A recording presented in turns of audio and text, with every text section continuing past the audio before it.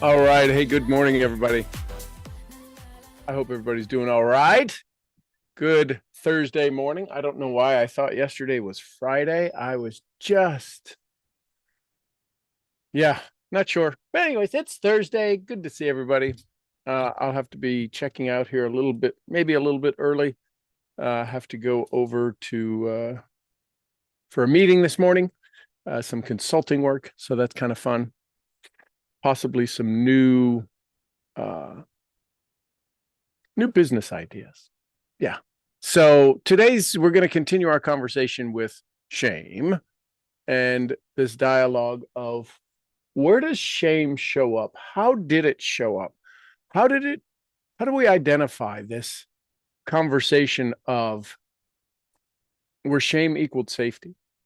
At what point did this concept now that we understand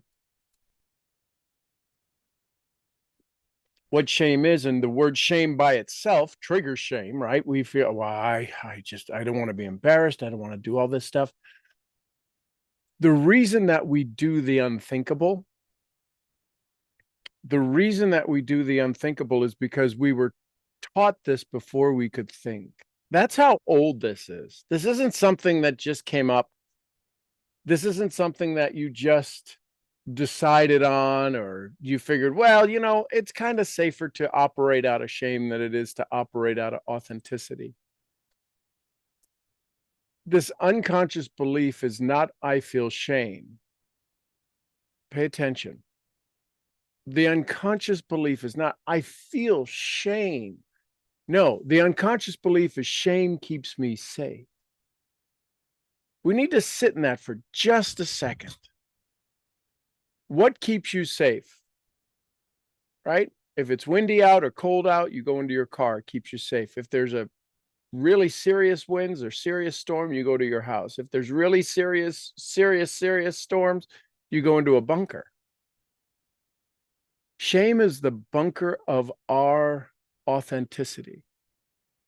We think that's where we find our authentic self. We wind up that being our default mode network. And if the place that is supposed to keep us safe, when we realize it was, to use words from old English maybe, or some, a den of iniquity. It was a place where nothing good happens. So until this belief is surfaced, this belief that I feel shame, right? This is the difference between guilt and shame. I learned this from Brene Brown. Guilt is, what I just did. I feel guilty for doing that. Guilt is the action of something that produced a result that makes you feel bad. Guilty. I did that. Shame is, that thing happened. I'm the problem. Same thing. The shift between guilt to shame is, that action was a problem. I shouldn't have done that. Feeling guilty when you eat ice cream. I shouldn't have eaten the ice cream. Shame is, I'm fat. I'm always going to be fat. I'm the problem. I can't stop eating ice cream. Same ice cream. So until this belief is surfaced, we can't knowingly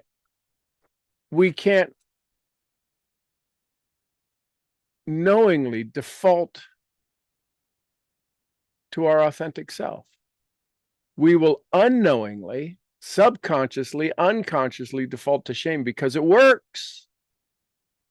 Listen, it doesn't work logically. It works biologically, meaning it's in our body. It's the feeling in our body. It's this frequency in our body. We do things because we're wired for shame. All right. If you know anybody who are, we'll use maybe it's a 60s term, rabble rousers. They're, another term for them are hellions. And if you ever meet some folks or a particular community or a small group or a gang or a band of individuals who seem like they're just the nicest people on the planet, but boy, they've been hellions and hell on wheels and a variety of things, there's a good chance, there's a very good chance they're what are known as PKs. What's a PK? A preacher's kid, right? I've known way too many of them. Absolutely amazing, salt of the earth. And for a moment in time, maybe a brief moment in time, they were absolutely chaos and pandemonium. We have these identities and these things that we do so that we can feel good. Well, shame makes us feel safe. We avoid things. We want to be perfect. So I'm not perfect. I'll avoid that. We call it procrastination. That's shame. Procrastinating from what? Procrastination from what? From the thing you want? So here's what happens. We limit our exposure. Shame, neurologically, right, inside of our brain, forces us to limit our exposure. It makes us shrink, conform, hide. It helps us to avoid rejection. Shame helps us prevent abandonment and maintains the tribal belonging. It's a deep mammalian need, right? The very back of our brain, the mammalian part of our brain.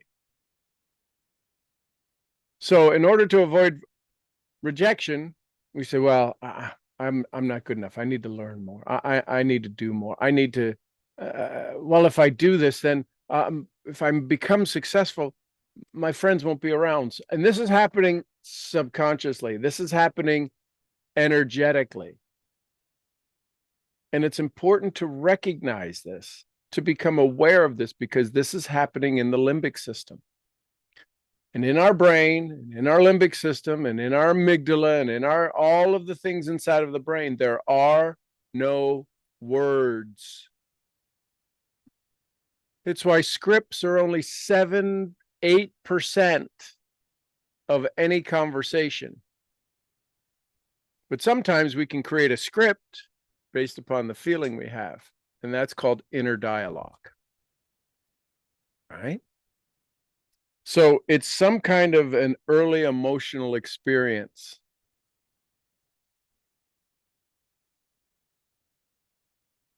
It's driven by environments,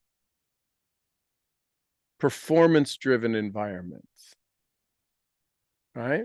Where you had to get good grades or show up in a certain way. It became your safe OS, operating system. If I feel shame, I'll stay small. If I stay small, I won't be attacked. And if I'm not attacked, I'll survive. I doubt there is an individual on planet Earth that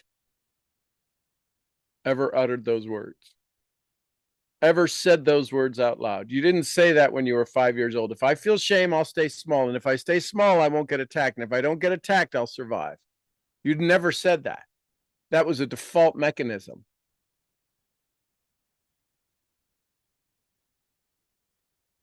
It's important to understand where this came in. This isn't something from 10 years ago or 5 years ago. This is something from early childhood, from before you knew your name.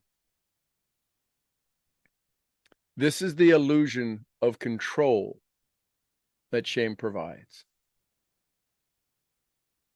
So how do we uncover it, right? That's the question. So how do we uncover it? We look for 3 false rewards that shame offers the subconscious. 3 false rewards. First one is belonging without risk. Belonging without risk. If I judge myself first, they can't judge me. I don't need to shine too much. If I don't shine too much, if I stay hidden in the shadows, they can't kick me out. If I judge myself first, they can't judge me. This is how we keep ourselves under the radar, believing that mediocrity, that averageness, that struggle equals protection.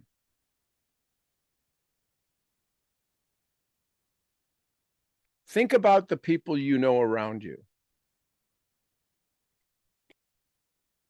Think about the people who are kind of like you, who you are birds of a feather flock together.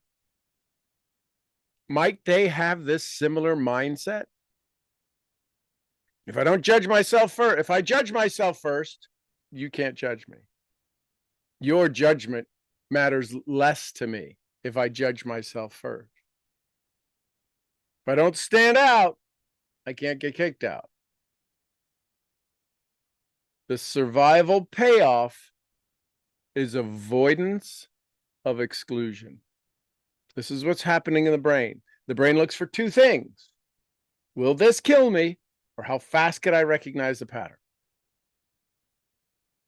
And this literally, shame has been wired into us as something that is life-threatening. So we use it to keep ourselves safe. If I'm in shame, I'm in survival. You can't attack me from this place of my own attack. So first one is belonging without risk. Think about your goal.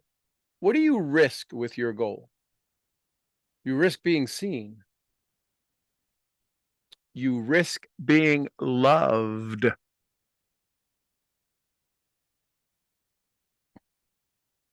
ready for the second one? Here's the second one. Number one, belonging without risk. Two, I don't know if you guys are going to grasp this one.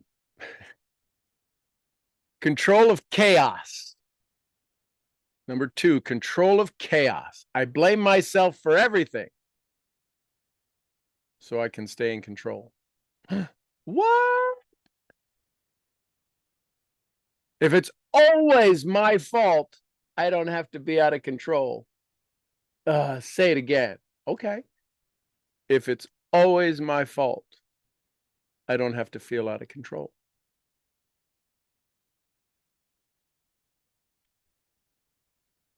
We use this to avoid the uncertainty of vulnerability.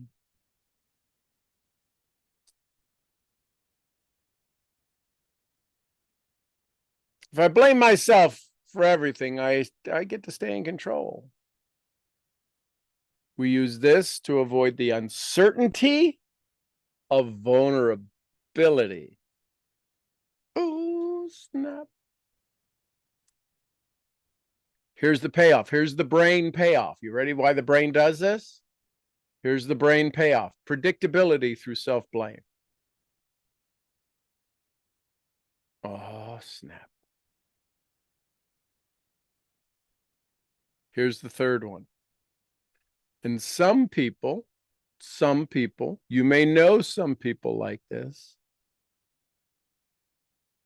have this idea of moral superiority. Hang on, let me finish that. Number three is moral superiority through self-denial. I'm the one who sacrifices. I don't need attention or recognition. Look how much I suffer for others. This is network marketing. This is why I love what MLM, network marketing, can do for people.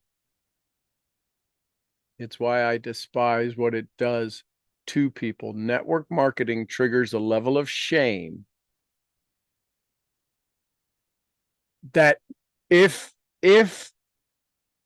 the teachers, the trainers, the mentors understood shame, could literally be a world-changing philosophy. yet they don't. What do they tell them? Go for no.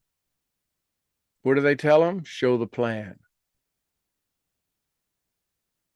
So what happens? Why doesn't anybody make any money in network marketing? It's because of shame.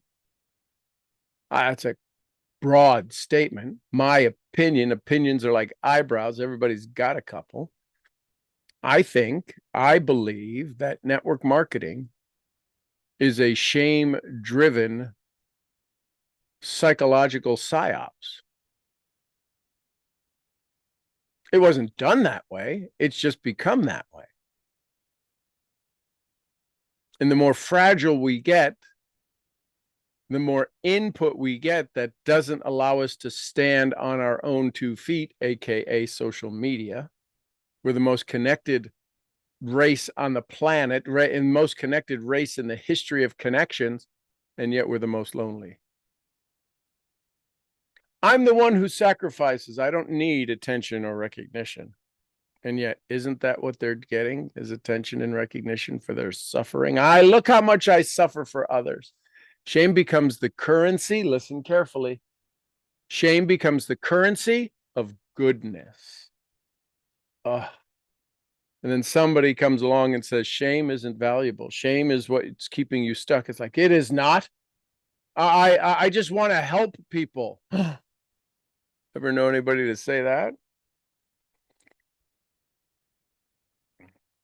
You should see me on a poster child that says, I just want to help people. I think I'm one of the poster children for that. The more we deny ourselves, listen carefully, the more we believe we're earning worth. We believe our earning. I'm earning this. And so in order to have worth, we have to earn the worth. And if we sacrifice, that's how we earn our worth.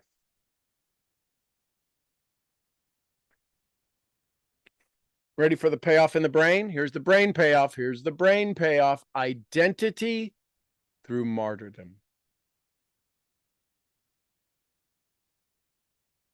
Identity through martyrdom. I'm a martyr. Take me. Take me. I'll suffer. That one might have hurt. So when we see somebody who's standing up for themselves or taking control of their life or saying no to us, what do we typically say about people who are like, well, aren't they? They're a little selfish. They're a little stuck up. Now, there's ways you can do it, right? It's not about doing certain things. It's about doing things in a certain way, Wallace D. Waddles. So number one, right, was belonging without risk. 2 was control of chaos. And number 3 is the moral superiority through self-denial. These are 3 of the false rewards that shame offers the subconscious. I have a suspicion, I have a sneaky feeling we all can reference this. We all can become aware of this. So here's the reframe. Here's the reframe, right? Take the frame. Here's shame. We're going to reframe it. We're going to put the thing around this image of what we have, and we're going to reframe it. Shame didn't protect me. It sedated me. It was a drug. Here's a big one. Here's a big one. It made me safe. It also made me silent.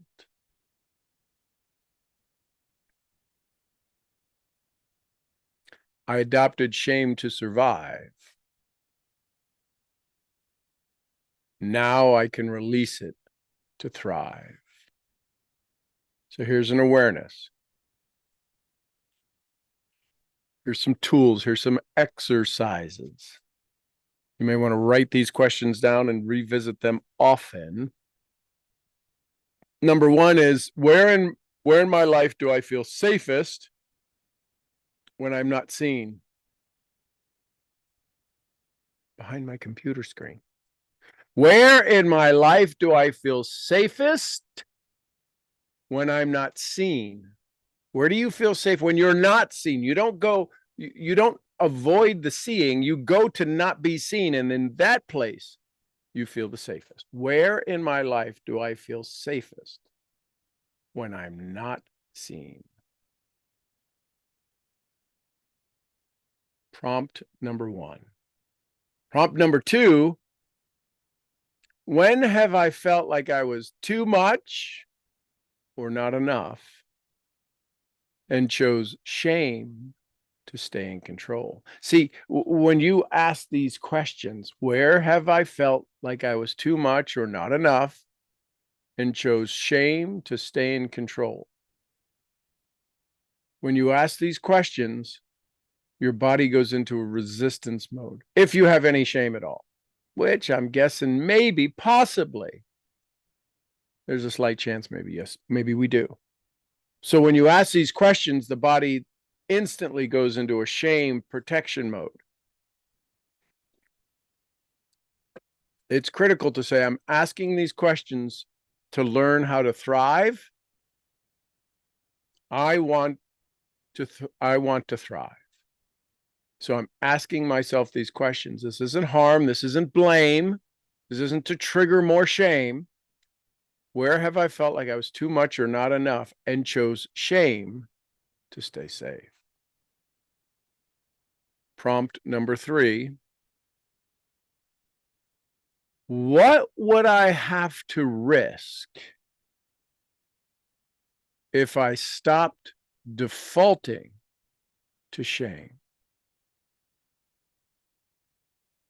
Let me give you some possible things you might risk. What would I have to risk if I stopped defaulting to shame?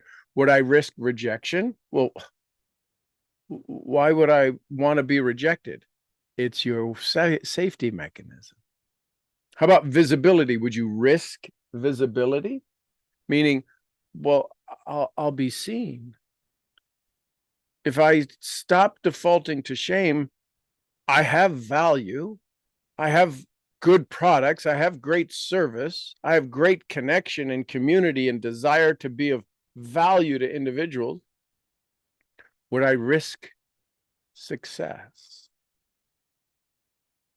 What would I have to risk if I stopped defaulting to shame? How about intimacy? Every now and then I giggle when I see the world and the environment in my locale. And I wonder sometimes what I couldn't even begin to imagine what it would be like to begin dating again. Now I know how to date. I date Michelle.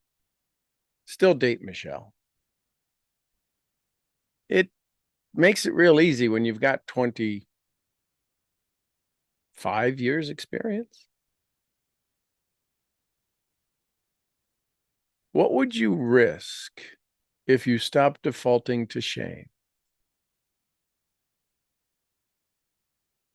Would you risk the feeling of rejection? Some people love the feeling of rejection. They'll say they don't, but it's their way to keep them safe. They love not being seen. Oh, I need to do more of that. I need to get online. I need to become more social. When you answer these questions, you're going to reveal your actual addiction, not to shame, but to avoiding the pain the full presence might invite. If you are fully present as you as the individual, you'd never get rejected. There'd be people that say no, but you wouldn't get rejected. They would be rejecting the idea that you take on. This is where it becomes shame, not guilt. Oh, I need to get better at my presentation. That's guilt. I need to get better at my presentation. Shame is they don't like network marketing and I made them feel bad and I'm no good at this. That's shame. So here's in wrapping this up.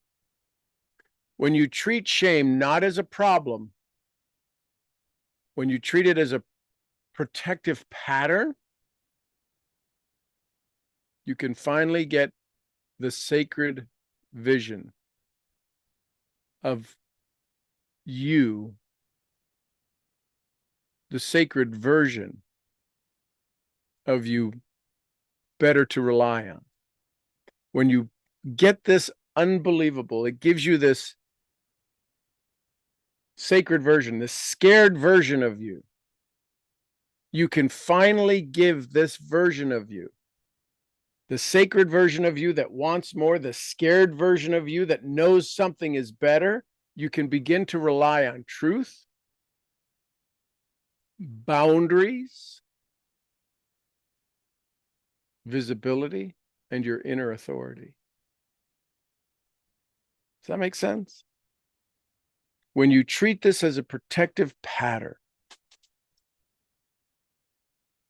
you can finally give that sacred version of you that's the quiet little voice that needs to be heard, which is covered up by the scared version of you. You can give them something better to rely on. You know, when you have a good day and man, I nailed it. I nailed the presentation. I nailed the conversation. I just did. I mean, they were happy. You had a win, win, win scenario. It's because you were probably stepping into your truth. There was probably some visible or energetically agreed upon boundaries that were set in place. You were visibly seen as a solution provider, an authority. And you allowed this inner voice, this inner authority of yourself to loom, to show up in the light. So does that make sense? So those are the things that you just went through. That's this conversation of how did we get here? How did this happen to us? It was a survival mechanism. When you're a baby, you will do things to survive that get wired in for eternity. And it's bringing light and bringing awareness to it that says, hey, wait a minute, I might want to change the way I look at things. This is what's called personal undevelopment. That makes sense? Personal undevelopment. That's what makes this so powerful. This is personal undevelopment. Undoing what has been done to us. So, questions, comments, thoughts, takeaways, take with yous. Would you learn? Would you like?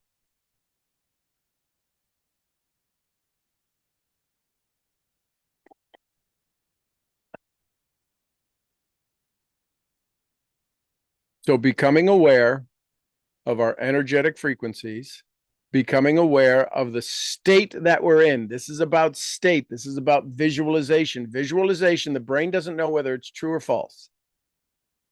Right? When you see a pattern, when you think about something, your brain doesn't know whether it's true or false. It acts on all images. The subconscious doesn't judge. You have a feeling, you have a state, you have a frequency. You know, they say, well, the subconscious doesn't hear the word not. I don't want to smoke. Well, the brain doesn't hear don't. It does hear don't. What it doesn't hear is when you say it in a negative frequency, it doesn't feel the positive frequency of smoke free. I have beautiful, healthy lungs. It doesn't hear that. It says, I don't want to smoke. And it's real easy to tell people, well, it takes the word don't out and says, I want to smoke. It doesn't do that. It's the vibration. It's literally the frequency. It's not about doing certain things. It's about doing things in a certain way. And that's what shame has forced us to wind up doing almost everything in a certain way. Listen, I'm pretty good at what I do. The things I don't do, I'm really not that good at. And I can get embarrassed real easy. I can feel real insignificant.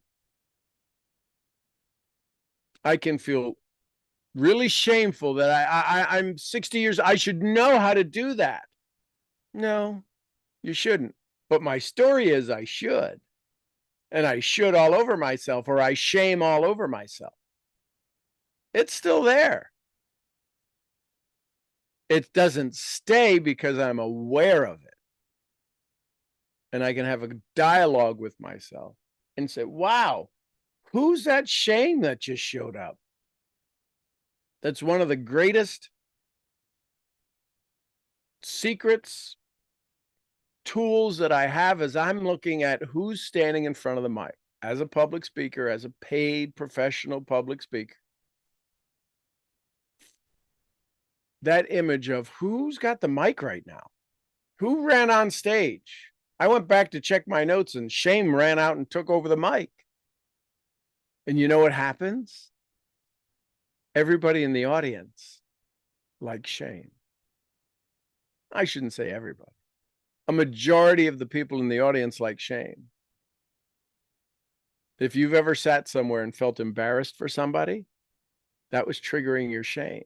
You felt bad for them, but you felt bad for them because it's like, oh, thank God it's not me. I couldn't do that. That's shame. So, hey, AJ, good morning. Welcome back, Mr. World Traveler. Yeah, it's finally at home now again. Back to reality. I'm just kidding. Um, so what I've done is last night, as you know, I sent you a message. I was going to follow up on that. Since the flight is probably 5.5 hours from Dubai to Belgrade, I took that time not to watch movies, but to actually read on my journals. I was probably the only single person in the airplane that even had a journal, let alone read it. And I spent probably about 2.5 hours doing that. So half of the flight. After reading the journal, the past 2 months entry. So first of all, that's a clue. I haven't reviewed my journals in 2 months. Now, after a couple of weeks of working on shame with the group here, I understand why that is. It was the resistance of making another step towards my highest version, right? And that's why I didn't do it. So that was my first kind of no. So after I did read the whole thing, I had a red pen that I used to underline kind of what I liked the most about the entry and kind of some lessons in between and so on and so forth. Um, my first review point was gotta review the journal once a week, not once every 2 months. So right off the bat, we are aiming below the waistline and we're getting the gloves off. I mean, the gloves are off at this point, right? Right. Second, there's a lot of WDW moments, and there is a lot of them. There's a lot of those actually.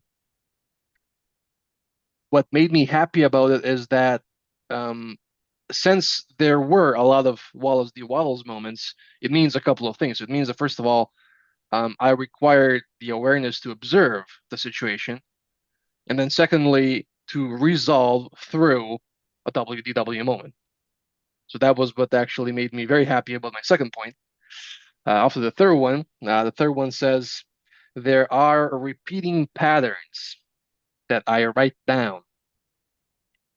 A couple of them, and I understood which one which ones those are. Number four is something that you told me the other night, and I did that, which was to heal mentally as well as physically. That was a huge thing for me. So what I did was I took a picture of my right leg, I mirrored it in the iPhone kind of editing app, made it look like my left, and then I'm looking at that picture. And now I'm stuck with that picture. I have that picture in my mind, 24/7 of my left leg looking like my right leg, and What have you it's noticed? What have you noticed about your left leg?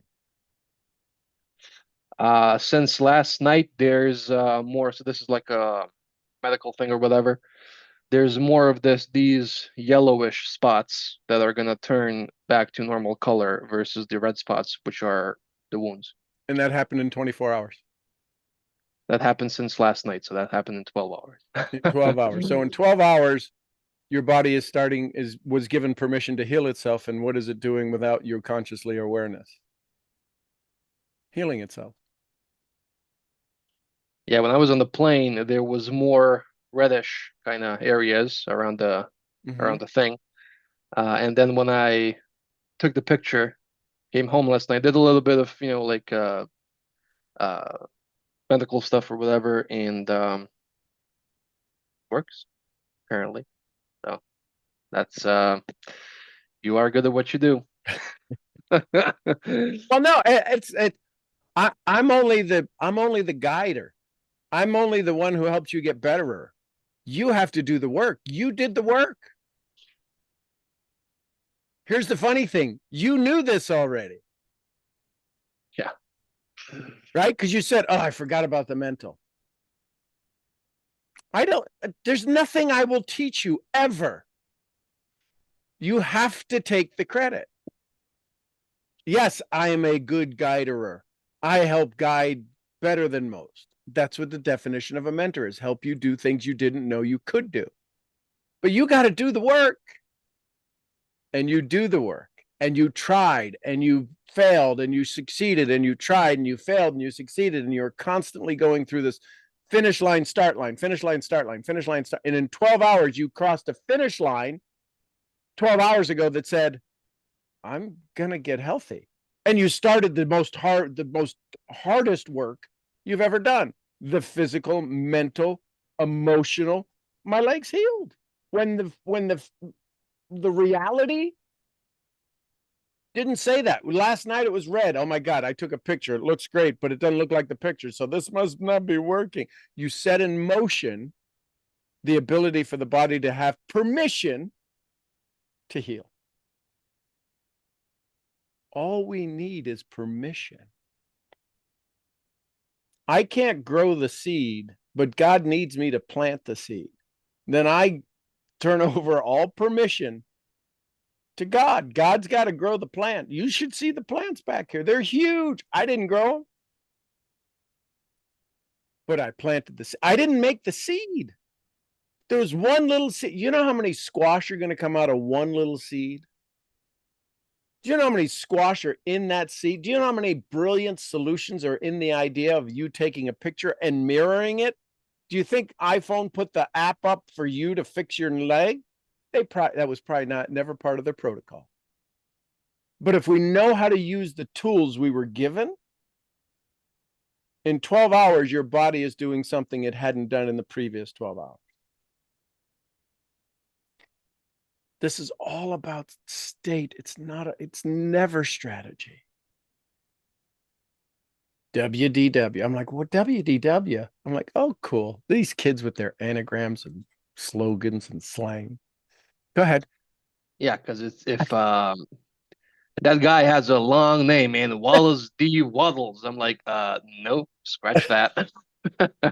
Yeah, talking about utilizing stuff, man. My next point is working on me with chat. Mm.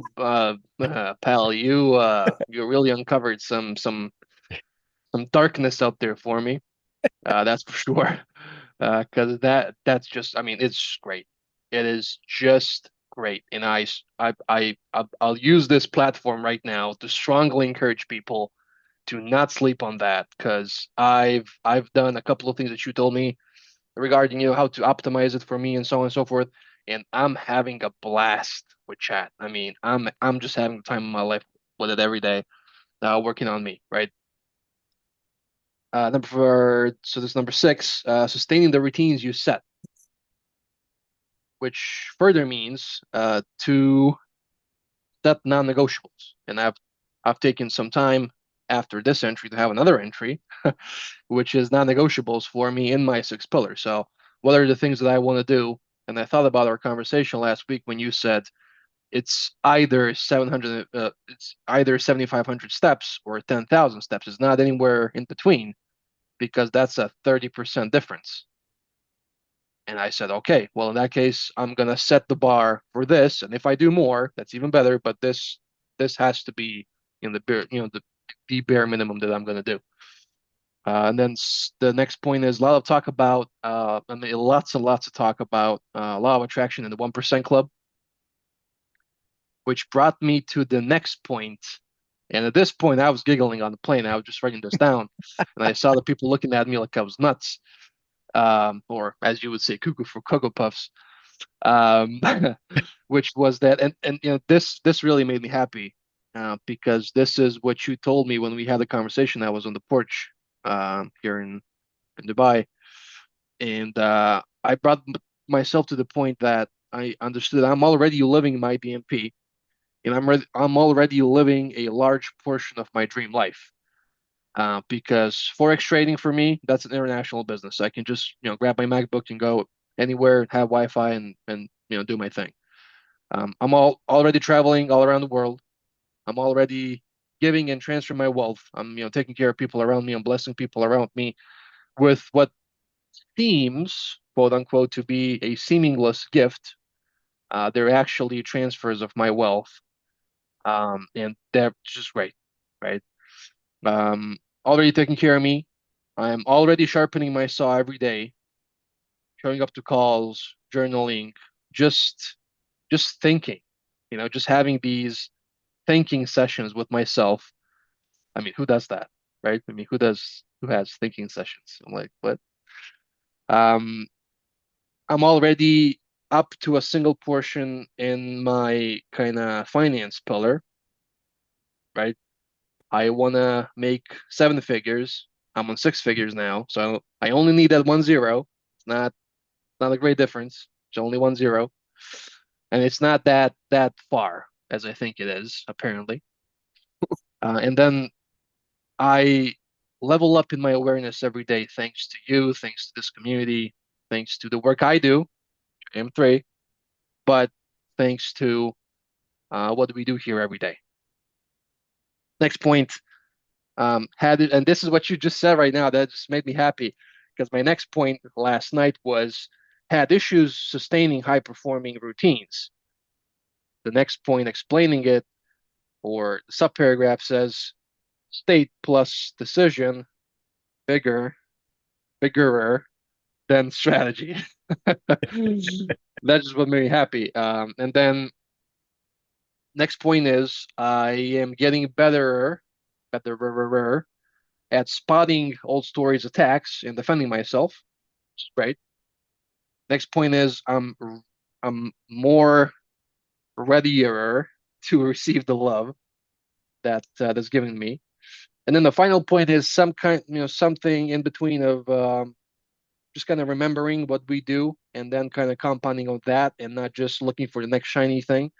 Because in these four sub points, I have everything I need. So the first sub point is my bubble, walk around, carry myself out and go out in the world and just have this bubble around me.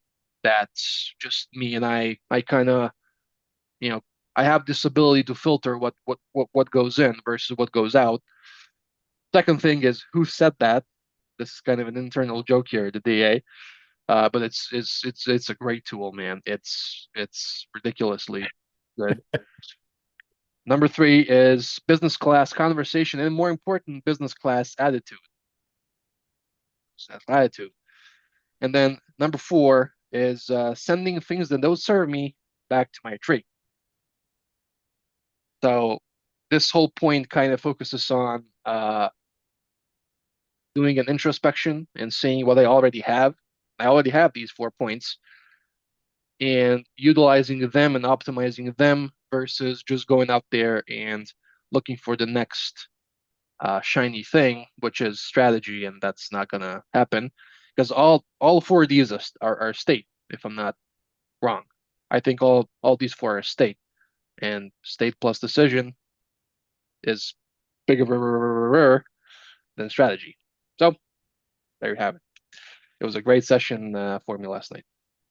Love it. So what's the hard work that comes from this? Hard work. It's well, there's actually no, you little, you wanted to be smart in here. Well, I'm gonna be smarter. There's no hard work when I'm in state and make an executive decision with my prefrontal kind of thingy here. Love it. So if you have most of what you have, what else do you want to have?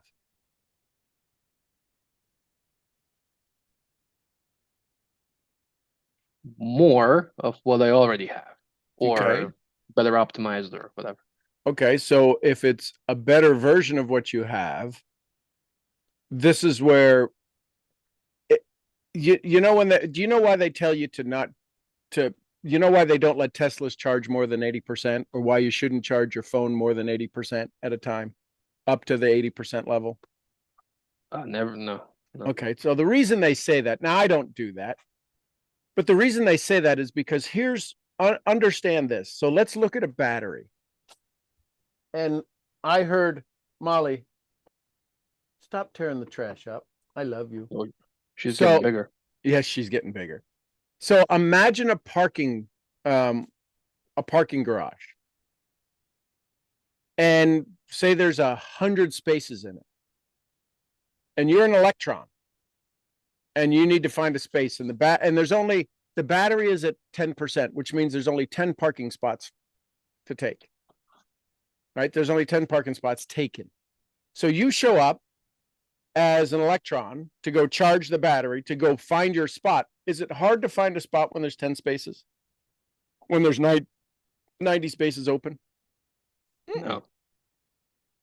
At 80%, what happens is the parking garage starts to wear out after 80 cars are parked, because now the electron's got to run around trying to find a parking spot.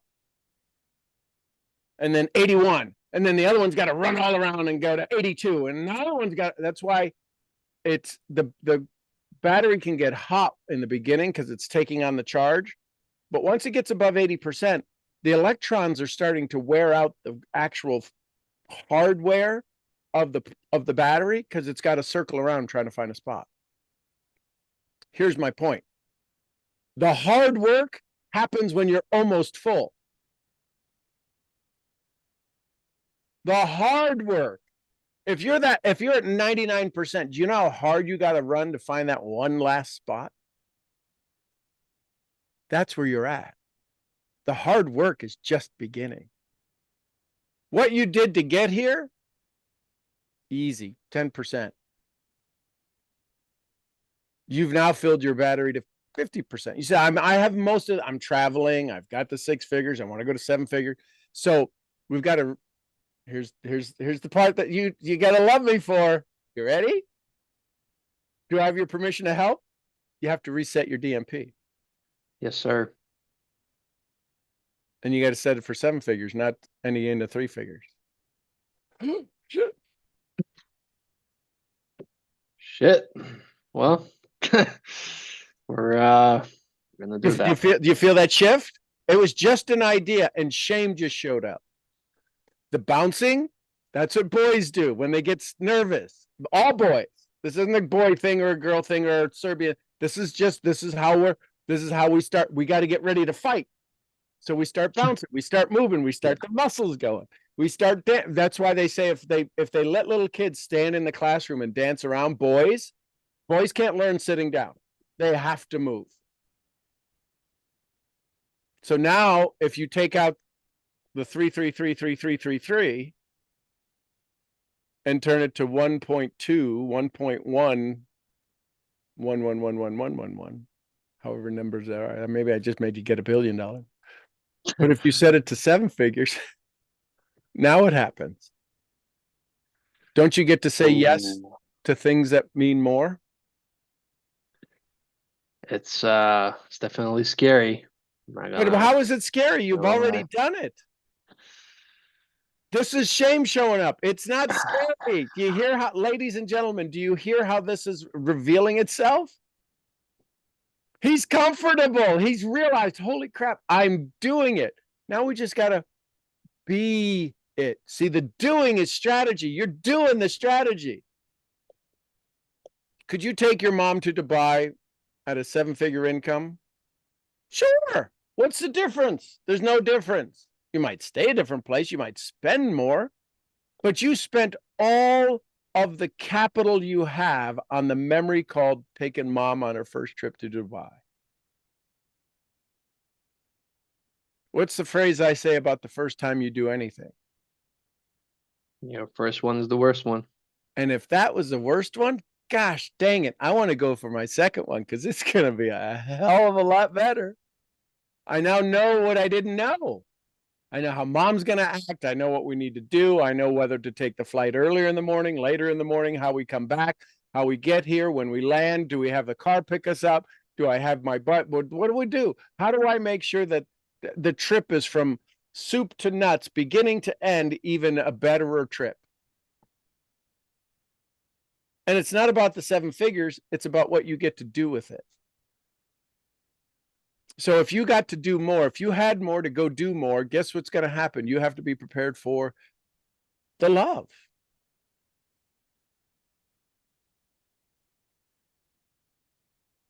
You give a tip. The guy they bring you the chef. You hire a chef in Dubai. I'm sure they're all over the place. You can hire a chef.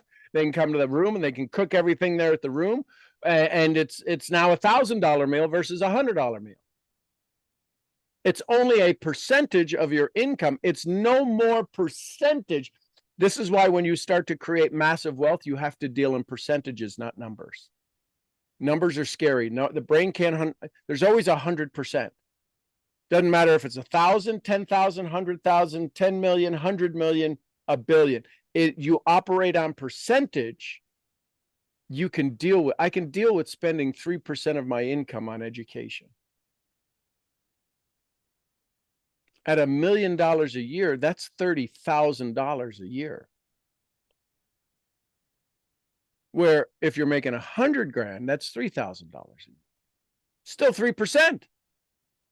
Make sense? So start operating in percentages. Wealthy people operate in percentages, not dollars.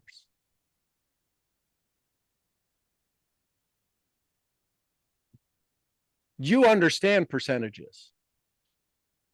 Oh, I made 7% on that trade. I made 6% on that trade. I made that. You don't operate in dollars. You operate in percentages so that you can keep it rolling in your head. What was my take today? What was my give today? Does that make sense?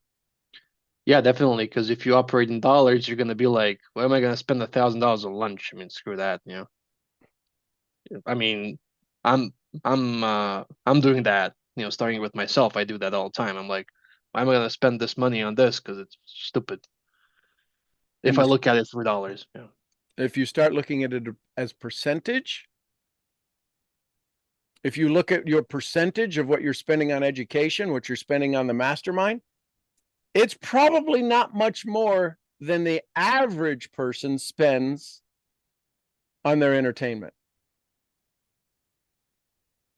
Percentage wise, you just want a better result. This is entertainment for you. This is entertaining. Getting your butt kicked is entertaining. So you spend about average percentage on entertainment as the average Serbian does, percentage wise. Most people are broke. Their entertainment is to teach them how to be broke. Your entertainment is to teach you how to be able to take your mom to Dubai.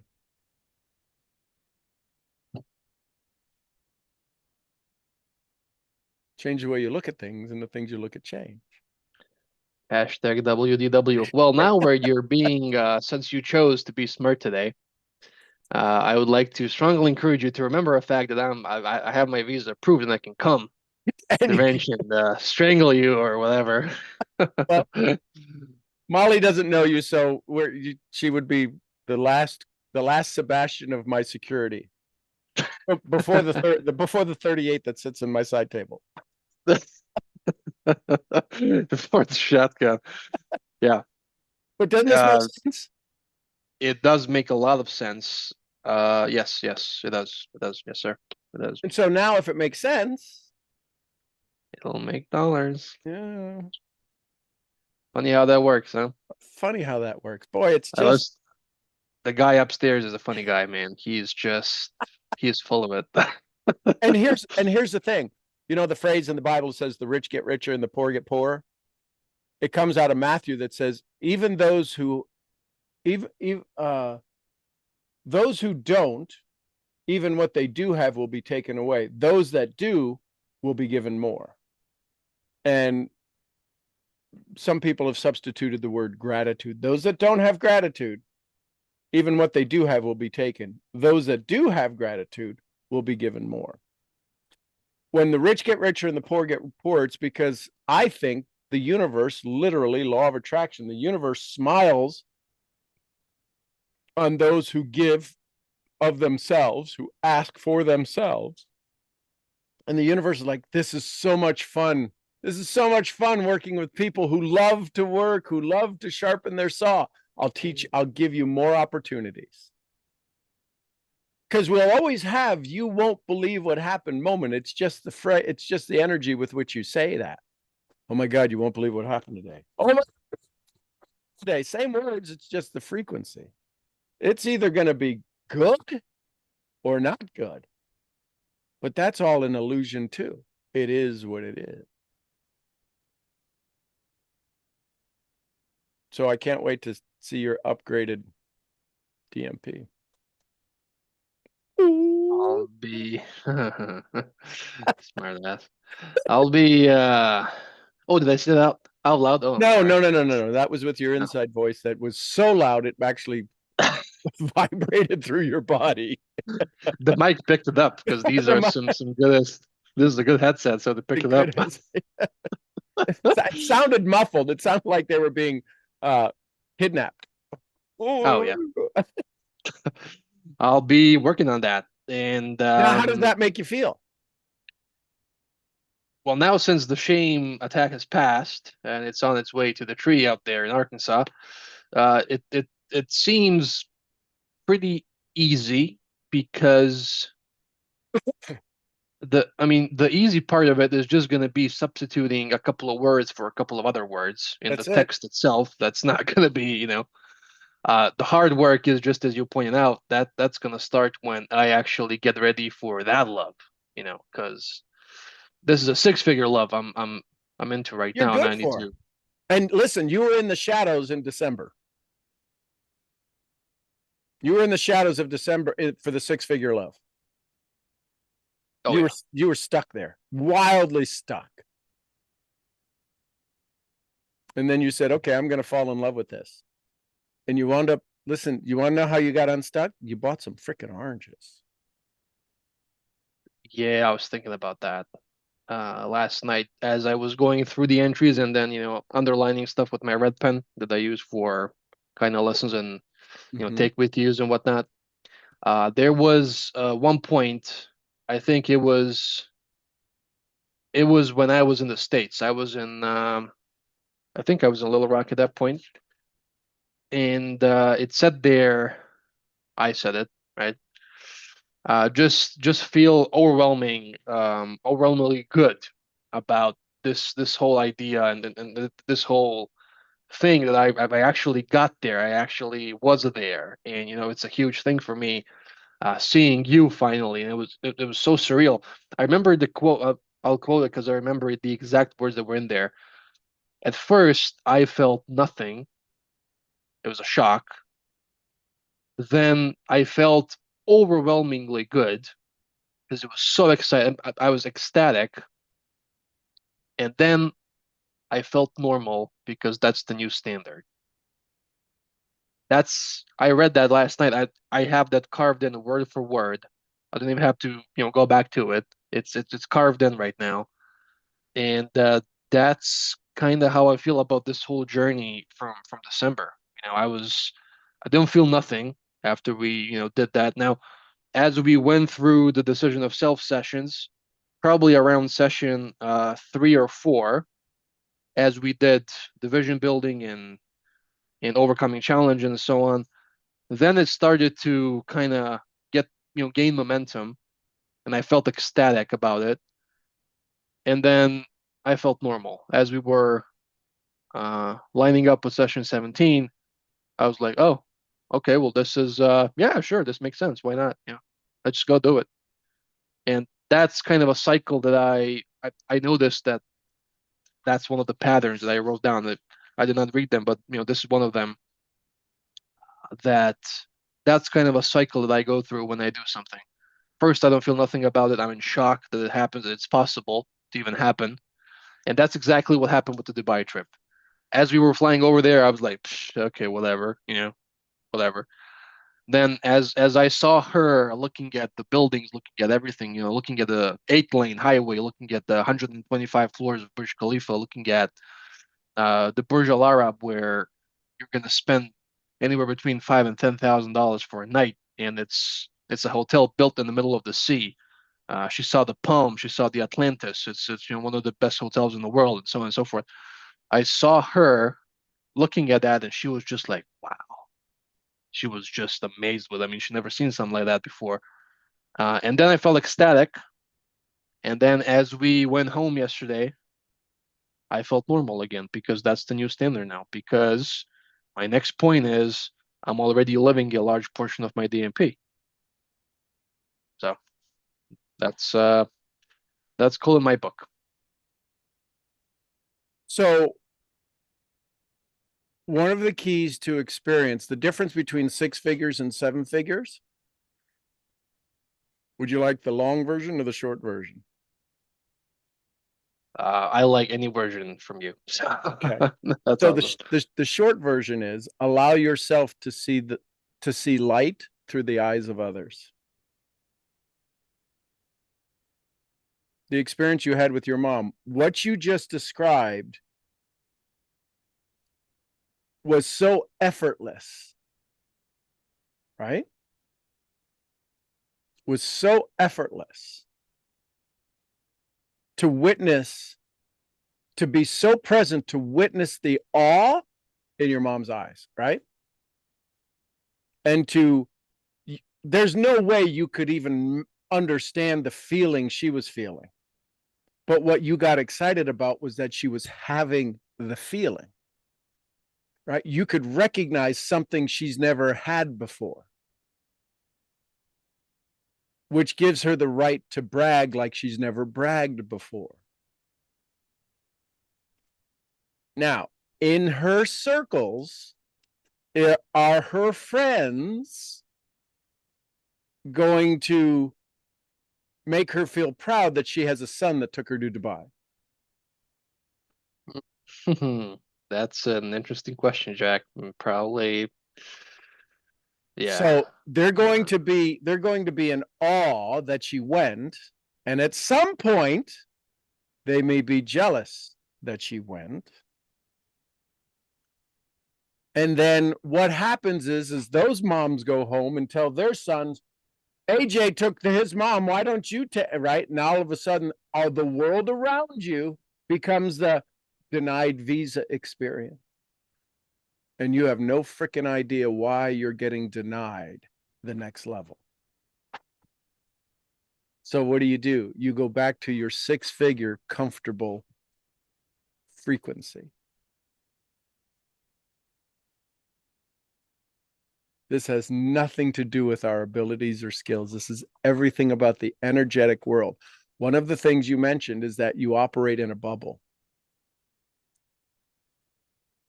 I'll offer you an idea. No longer operate in a bubble. Operate in a world that exists with your rules. A bubble means they can't get in. I want them in. 7 figures is going to need them in. It's just when they come into my world, into my room, it's like going into a Japanese home.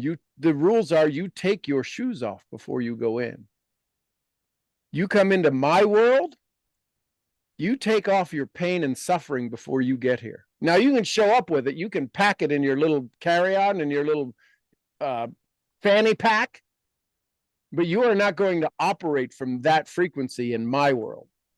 You can do it when you leave, but you come into my world, there's rules to be in my world. So I don't operate in a bubble. I operate in a world that operates under my rules. And my rules are service, love, honor, and respect. Now we can argue, we can fist fight, we can tear up bars, but it'll be done with love, honor, and respect. We can sit and watch sunsets. Love, honor, and respect. Now, do you feel that shift in your body? I can see it. I just watched your aura change. There's a level of calmness that there's nothing to fight.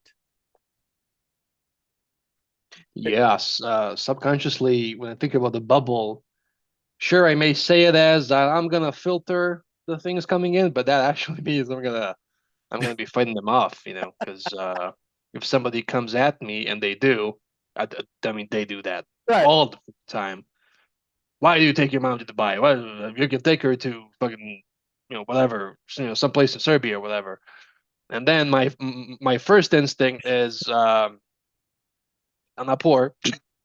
Say to this person, some mean, and say to this person something that's gonna be below the waistline. And then then I have to kind of configure myself not to do it, and then I say like, just mind your business, buddy, or whatever. But then again, that puts me in a negative state because I have to kind of defend myself or whatever. I'm just gonna be like, I'm just doing that because I can and I want to and I get to, and that's it. Do you want to come? So yeah. So you see how this is that's the frequency, right? Yeah, that is insanely different. So now what happens? Now what happens if we go back and we play that video that you just played? Whoever said, "Why are you taking mom?" Right? So it's got to be a family member or somebody. Why are you taking mom to Dubai? Right? And you could take her to Belarus. You know what might be a version? Imagine if you responded with this. Well, I have you to thank for a lot of my success. You scratch your head. Yep, exactly. Yeah, because that was my dad. My dad told me that. He was like, "Oh," because my parents are divorced. Right. He was like, "Oh, well, you're taking mom to Dubai. Hopefully you take me somewhere before I pass out or whatever." He's like 56 or Talk about whatever. shame. That wasn't shame induced. That was cardiac arrest there. That was a Yeah, PhD. That was a master's yeah, PhD in shame.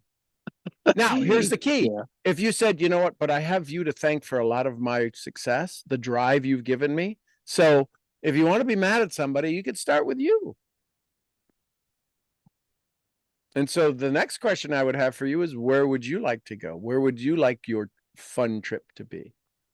I did say exactly that. Yep. Because he was in the state, he was in California like 10 years ago, visiting some family or whatever. And I told him, well, just get your visa renewed. I mean, they're gonna issue you a visa, no problem.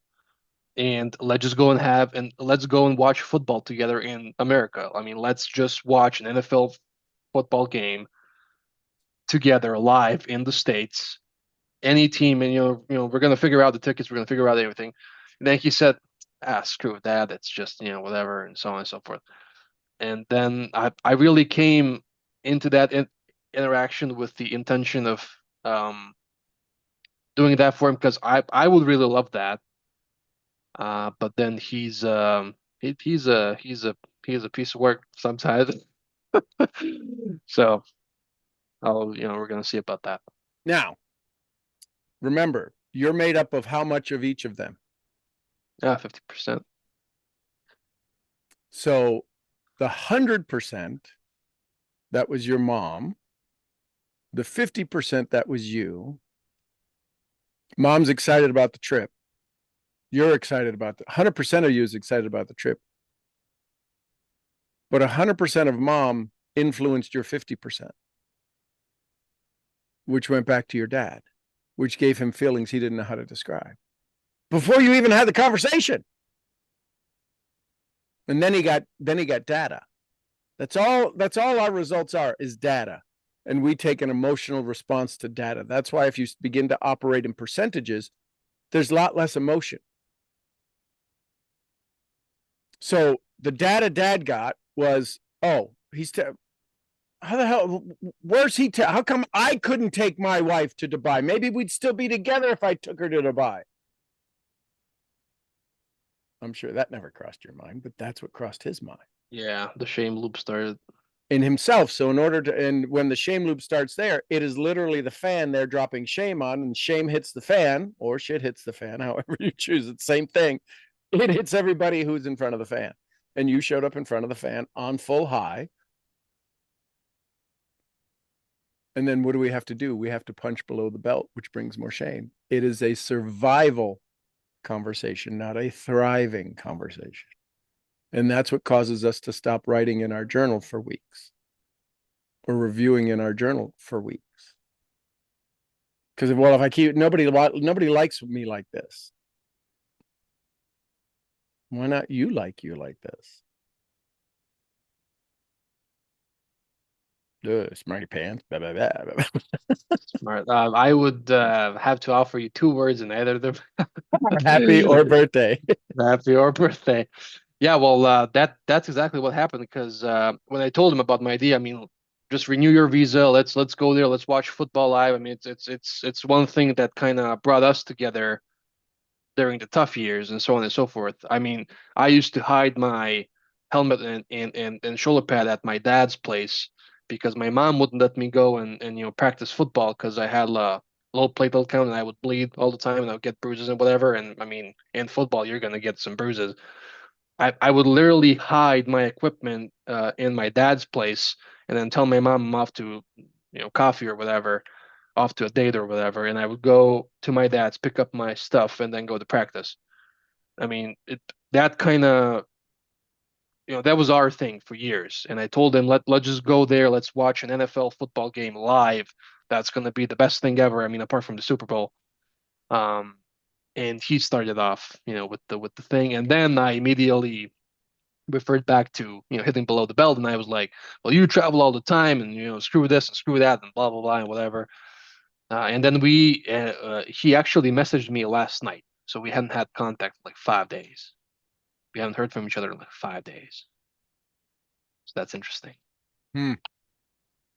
Well, contact doesn't need a response. So I wouldn't let a day go by that you don't contact your dad.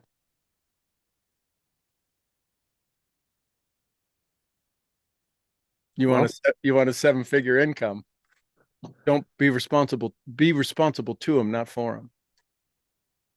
God damn it, Sean Gerard Murphy. I had in my non-negotiables that I wrote in the plane, my society pillar was grab lunch with someone once a week and check in on someone every day. Hmm. And then my family pillar was get together with the family once per week. That's a challenge because my parents are divorced and my brother and my she's so his wife, I don't know what's the term, but his wife and my mother don't kind of go along together. So Okay, I so have to, change that.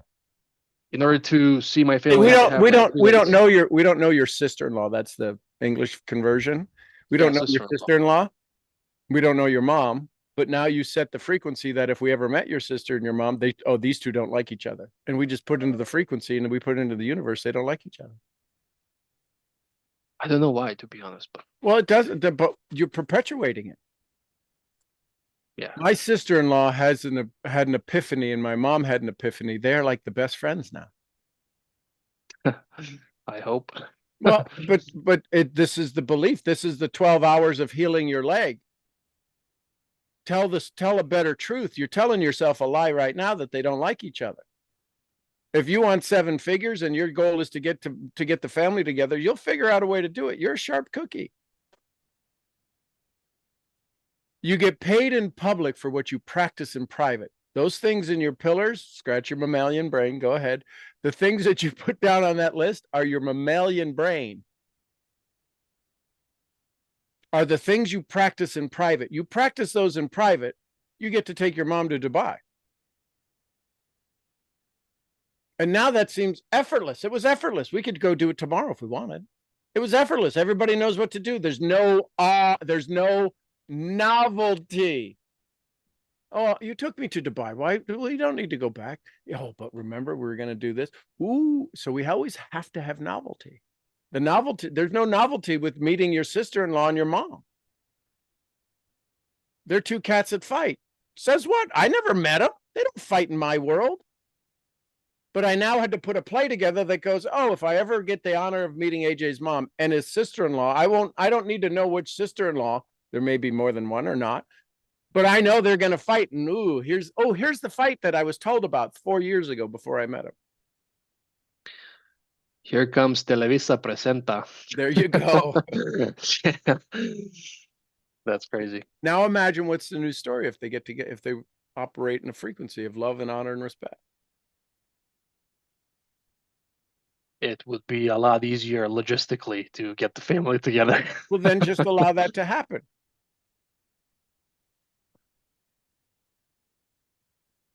Change the way you look at things. See, that's operating in a bubble. My sister-in-law and my mom fight. That's a bubble. In my world, they don't fight. In my world, peaches and cream, baby. They're like a hot fudge sundae, vanilla and chocolate. They're like go together like you wouldn't believe. Feel the frequency shift. That feels a lot better just when you say it. Right? Because I And know that. so that's the story. Tell the new story. Hey, listen, you're telling yourself a lie, which seems to be a truth. But the lie is you want them to get together. You want them to be happy together. So just tell yourself a better truth. You wouldn't Create your believe. world. Go ahead. Old man's calling. You wouldn't Talk believe. to him. Talk to him. Say, hey. This. Oh, he doesn't. He doesn't know how to use a phone. He always cuts the line too early. He doesn't want to leave a message. Stay over today. Tell me this isn't law of attraction. Isn't that amazing? You just witnessed. And we have it all the time. We don't need this as evidence, but it is so cool. Love it. Anyone else? Thoughts, comments, last thoughts, comments, questions, takeaways?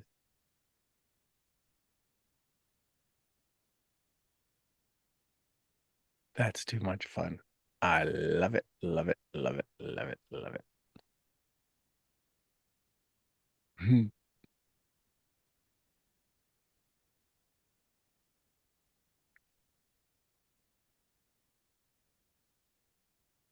I want to see what Dad says when he comes back.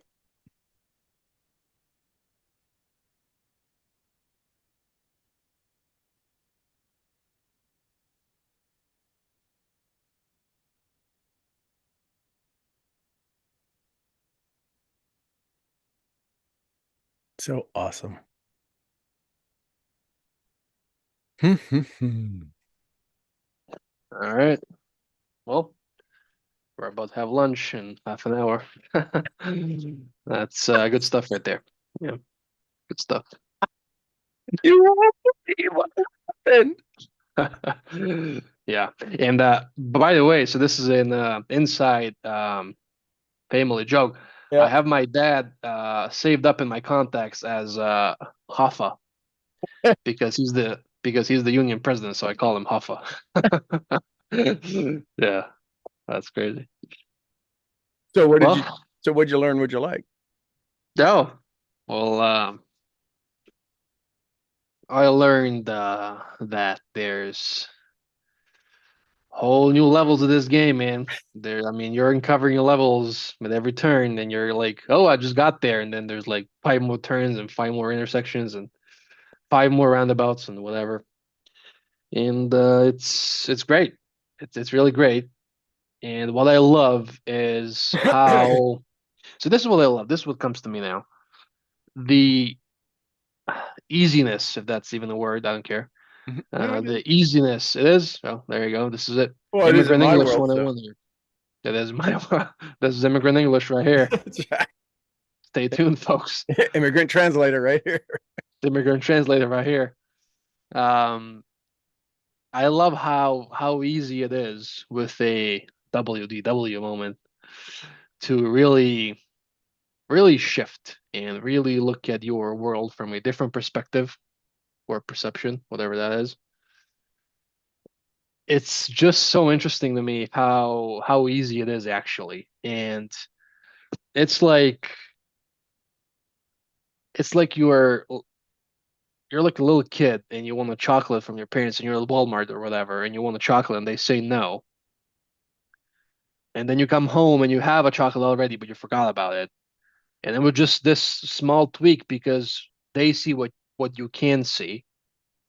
And that's how I feel with our relationship is that you see the things I don't see, and you know exactly what to do and exactly what to say to trigger me, not into trigger me into shame or trigger me into, getting off the call and never coming back, but actually trigger me into either doing or realizing something. And it's usually such a small and subtle thing that it can drive you nuts.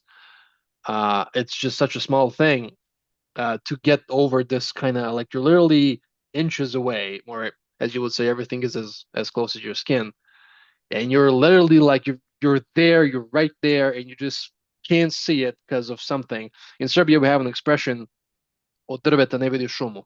It means you can't see the forest from one tree because like you're in front of it, and you can't see the whole forest out there because you're stuck looking at that, like you're 2 inches away from one single tree, and you can't see the whole forest. And that's kind of how I feel, and I love that. I love that because it really helps me feel better on a daily basis, you know, just knowing that. So Love it. thank you. I always remember your expression, or when you talked about sometimes we just got to turn away from the window and fly out the door. Yeah. And then to have your dad call, that was so awesome. Yeah, he just called right now. I mean, he was out there. He's definitely out there. Told me he has to go and have a haircut or whatever. And I told him, I mean, you don't have a lot of hair to cut anyway, so you're going to be done quickly. And he was like, "Oh, screw you." So yeah, awesome stuff. Thank you. You're welcome. Today was great. Love it. Another day in the books. Another day in the books. All right, everybody. I love you tons. There you go. Find your space and determine what you will allow into your world. And don't be surprised how many other chefs are in your kitchen trying to cook up your life, which is why sometimes you don't want to eat what you got. You got to start. Listen, I don't care if you just start with boiling water, working on yourself at the simplest level. Take care of you. I'm your head brain training, brain scrambling. Find your space and clean your kitchen, Misfit. I'll see y'all where? At the next event. At the next event. Somebody give me some Costa Ricas. Pura vida. Ah, Vida. We love you, Diane. We love you, Mark. And some Lydias. Peace be with us. Peace be with us all. It looks like it snowed in my office because Molly just ate all of the paper towels in my trash can. It looks like snow on the floor. And the queen of helping you find all that you want in this lifetime, Jessie Lee Ward. Boss Lee, baby. Boss Lee, we love you, girl. And some white fluffy. Gurgly, gurgly, gurgly. Gurgly. All right, everybody. We will see you tomorrow morning. Thanks, everybody. Bye for now. Thank you. Have a great day, everybody. Love you.